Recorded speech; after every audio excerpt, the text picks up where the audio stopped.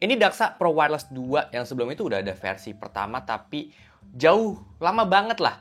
4 tahun, 5 tahun yang lalu seingat gua di tahun 2020. Sekarang muncul yang ini dengan refreshment-nya yang lumayan banyak perubahan yang dibawa di sini ya. Tapi masih dengan shape ergonomiknya si Daxa Pro Wireless. Yang jelas beda ini ada di dongle-nya dia dongle 8K tapi udah sekaligus jadi docking charger juga. Dan udah ada LCD juga untuk nampilin beberapa indikator yang nanti akan kita lihat. Perdebatannya udah jelas pasti soal ukuran si dongle ini yang gede banget ya kalau dibandingin sama dongle 8K yang gue punya lainnya. Kalau untuk soal di bawah-bawah pastinya akan jauh lebih gampang ya untuk bawa yang sekecil ini dibanding yang segede ini. Tapi ya ini menariknya si Daxa Pro Wireless 2 ini dia udah 3 koneksi jadi ada Bluetooth. So kalau misalnya kalian punya kebutuhan untuk keluar mobile dan nggak perlu pakai untuk gaming, untuk kerja aja, gue saranin sih pakai Bluetooth-nya aja gitu, nggak usah bawa-bawa dongle yang kayak gini.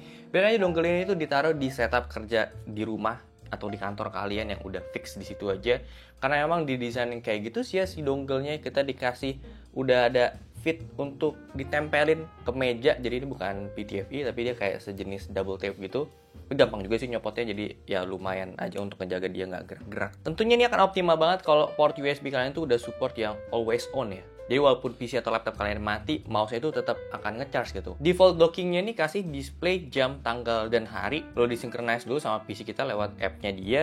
Dan di app ini kita juga bisa upload gambar atau GIF ya. Dan tentu kita bisa ngatur mouse-nya juga di aplikasi itu. Tap 2 kali di belakang docking ini kita dikasih lihat status mouse-nya. Ada polling rate, DPI, LOD, dan baterai mouse-nya. Ada status wireless 2,4 GHz-nya juga di sini. Ada X sama O artinya disconnect sama connect gitu. Ada LED strip di kanan kirinya ini RGB dan kita bisa ubah, bisa ganti lewat tombol di bawah sini, bisa mati juga ya.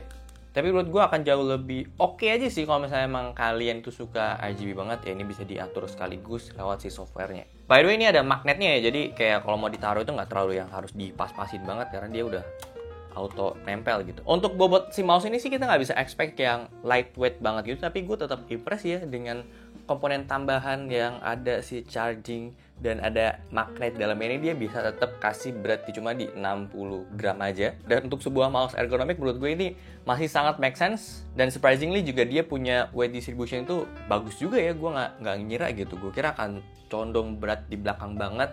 Ini kayak cuma sedikit berat di belakang aja sih. Shape untuk tangan gue di 19 cm, lebar di 10 cm, ini cocok pakai palm grip ya. Clinking ini bisa resting enak banget. Telunjuk bisa resting sampai selonjor kayak gini. Karena bagian depannya tuh dia tinggi dan helmnya dia itu buat palm nempel semua sih enak. Dan nggak sebesar Lambo Storm juga yang memang belakang ini lagi gue pakai ya. Jadi pakai claw grip pun ini masih sangat bisa ya untuk ukuran tangan gue di mouse ini. Pantatnya si Daxa Pro Wireless 2 ini sih yang lebih pendek dibanding si Torn. Jujur aja sih gue masih jauh lebih nyaman ya pakai ini dibanding waktu itu gue pernah pakai Pulsar X-Lite V2 Mini. Ini lebih enak sih di gripnya menurut gue, di tangan gue.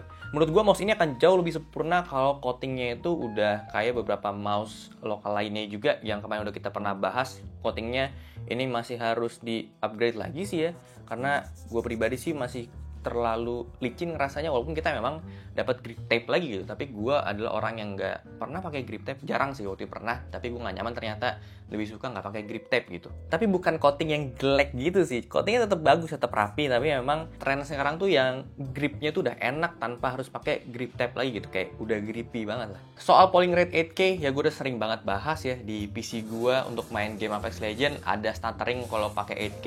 Jadi gue sih jujur amannya pakai 4K itu udah mentok banget, tapi 1K, 2K pun gue masih pakai gitu. Jadi memang untuk polling rate 8K di sebuah mouse masih terbatas sama game yang gue mainin sama hardware-nya juga. Untuk sensor dia pakai 3395, jujur aja gue sih nggak masalah pakai 3395 walaupun sekarang udah 3950. Yang penting sih LOD-nya udah 1 mm.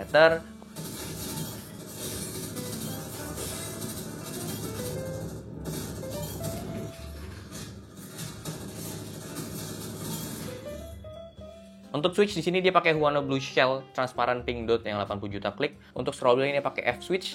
Kayaknya ini yang green tipenya, tapi gue nggak tahu sih ya secara pasti karena nggak ditulis di dalam speknya juga. Tapi yang jelas untuk feelingnya dia ini levelingnya tidak kerasa, maksudnya bukan yang kayak TCC Gold gitu. Ini jadi leveling yang enteng, yang minim steppingnya, minim leveling gitu. Tapi enak untuk dipencetnya. Gue pribadi sih lebih suka TCC Gold ya. Tapi kalau ini sih menurut gue selera ya. Kalau lu ada yang suka yang lembek, ada yang suka yang keras kayak gue. Jadi itu ya untuk Daxa Pro Wireless 2 ini. Dan harga ini sekarang ada di 800 ribuan, udah sama docking, udah sama semua-semuanya.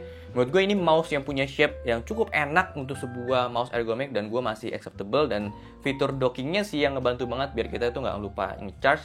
Dan jujur aja menurut gue itu cukup oke ditaruh di setup juga, bisa dimatiin, yang penting RGB-nya. Concernnya satu hal aja sih menurut gue, kalau misalnya ini dibikin coating yang grip ini kan jauh lebih perfect, jauh lebih sempurna.